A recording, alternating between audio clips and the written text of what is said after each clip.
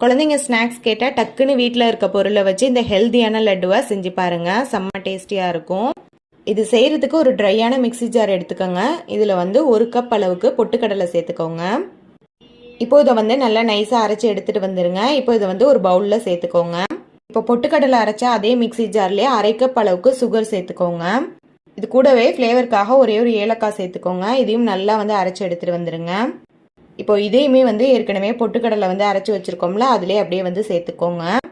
இப்போ ஒரு பேன் அடுப்பில் வச்சுட்டு அதில் வந்து ஒரு 1/2 கப் அளவுக்கு நெய் சேர்த்துக்கோங்க. வீட்டு நெய் சேர்த்துக்கோங்க, அதுதான் சூப்பராக இருக்கும். இப்போ நெய் வந்து லைட்டாக உருகுனா மட்டும் போதும், ஹீட் வந்து உருகுனா போதும், கொதிக்க தேவையில்லை. இதை வந்து மாவு வந்து ஒரு தடவை நல்லா கலந்து விட்டுட்டு அதுக்கப்புறமா அந்த நெய்யை வந்து கொஞ்சம் கொஞ்சமாக வந்து இந்த மாதிரி சேர்த்து விட்டு பிசைஞ்சு விட்டுக்கிட்டே இருங்க.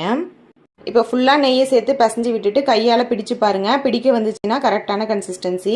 அப்படி இல்லைன்னா இன்னும் கொஞ்சம் நெய்யை உருக்கி சேர்த்துக்கோங்க. இப்போ இந்த மாதிரி குட்டி குட்டி உருண்டையாக வந்து உருட்டி எடுத்துக்கோங்க.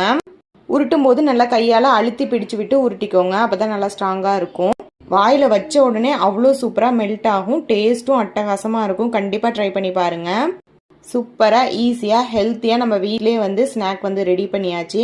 நீங்களும் கண்டிப்பாக இந்த டேஸ்டியான லட்டுவை வீட்டில் ட்ரை பண்ணி பார்த்துட்டு எப்படி இருந்துச்சுன்னு கமெண்ட்டில் சொல்லுங்கள். வீடியோ பிடிச்சிருந்தா லைக் பண்ணிவிட்டு மறக்காம நம்ம சேனலை சப்ஸ்கிரைப் பண்ணிக்கோங்க. தேங்க்ஸ் ஃபார் வாட்சிங்.